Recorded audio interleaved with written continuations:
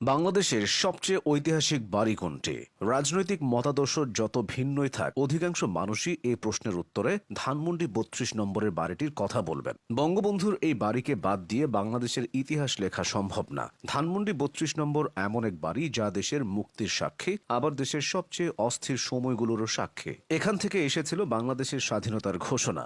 এখানেই মিলিত হয়েছিল দেশের সব বরেণ্য নেতারা। ১৯৬৬ সালের ৬ দফা আন্দোলন, ১৯৬৯-এর গণ অভ্যুত্থান, ১৯৭০ সালের নির্বাচন এবং ১৯৭১ সালের মহান মুক্তিযুদ্ধের বিভিন্ন গুরুত্বপূর্ণ ও জরুরি সিদ্ধান্ত এই বাড়ি থেকে দেয়া হতো। ১৯৭১ সালের ৭ মার্চের ঐতিহাসিক ভাষণের পর এই বাড়ি থেকেই বঙ্গবন্ধু বাঙালি জাতিকে দিক নির্দেশনা দিতেন। ঐতিহাসিক এই বাড়িটির ইতিহাস প্রায় ৬৫ বছরের। ১৯৫০-এর দশকে মুজিব পরিবারের ঢাকা শহরে স্থায়ীভাবে বসবাসের জায়গা ছিল না। রাজনৈতিক কারণে অনেকেই তখন পরিবারটিকে বাসা ভাড়া দিতে অনীহা দেখাতেন। ১৯৫৬ সালে শেখ মুজিবুর রহমান মন্ত্রী থাকাকালে তার একান্ত সচিব নুরুজ্জামান বেগম মুজিবের অনুরোধে ধানমন্ডি এলাকার জমির জন্য গণপূর্ত বিভাগে আবেদনপত্র জমা দেন। ১৯৫৭ সালে ৬,০০০ টাকায় ধানমন্ডিতে ১ বিঘা জমি বরাদ্দ পান তারা। সেখানে প্রথমে ২ কক্ষ বিশিষ্ট একতলা বাড়ি তোলা হয়। বাড়িটিতে তখন মাত্র ২টি শোবার ঘর ছিল। একটিতে থাকতেন সস্ত্রীক শেখ মুজিবুর রহমান, অন্যটিতে তার মেয়েরা। একটি রান্নাঘর বানানো হয়েছিল, সেটির এক পাশে থাকতেন তার ২ ছেলে।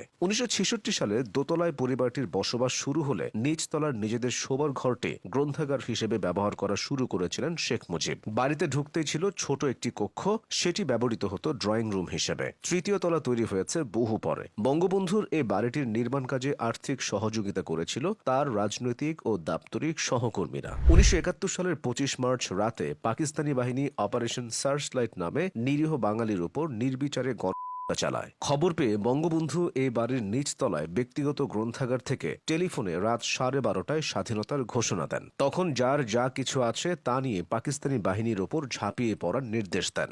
পরে বঙ্গবন্ধুকে গ্রেফতার করে স্বাধীনতা সংগ্রামে বাংলাদেশ বিজয় লাভ করার আগ পর্যন্ত পাকিস্তানি সেনাবাহিনী এই বাড়িটি দখল করে রেখেছিল। ১৯৭২ সালের ৮ জানুয়ারি বঙ্গবন্ধু পাকিস্তান কারাগার থেকে মুক্তি পেয়ে লন্ডন ও দিল্লি হয়ে ১০ জানুয়ারি মাতৃভূমিতে ফিরে আসেন। ১৯৭১ সালের ২৫ মার্চ পাকিস্তানি বাহিনীর আঘাতে ঝাঁঝরা হয়েছিল তার এই বাড়িটি, তাই তিনি নিজ বাড়িতে উঠতে পারেননি। ১২ জানুয়ারি বঙ্গবন্ধু বাংলাদেশের প্রধানমন্ত্রী হিসেবে শপথ গ্রহণ করেন। পরে ফেব্রুয়ারি মাসের শেষ সপ্তাহ থেকে তিনি পুনরায় এই বাড়িতে বসবাস করতে থাকেন। ১৯৭৫ সালের ১৫ আগস্ট এই বাড়িটি শেখ পরিবারের রক্তে রঞ্জিত হয়। বাড়িটির দোতলা সিঁড়িতে আঘাতে লুটিয়ে পড়েছিলেন বঙ্গবন্ধু। ১৫ আগস্টের পর ১৯৮১ সালের ১০ জুন পর্যন্ত এই বাড়িটি সামরিক কর্তৃপক্ষের অধীনে ছিল। ১৯৮১ সালে বঙ্গবন্ধুর বড় মেয়ে শেখ হাসিনার কাছে বাড়িটি আবার হস্তান্তর করা হয়। বাড়িটিকে তিনি জাদুঘরে রূপান্তরের জন্য বঙ্গবন্ধু মেমোরিয়াল ট্রাস্টের কাছে হস্তান্তর করেন। এর নাম হয় বঙ্গবন্ধু শেখ মুজিবুর রহমান স্মৃতি জাদুঘর।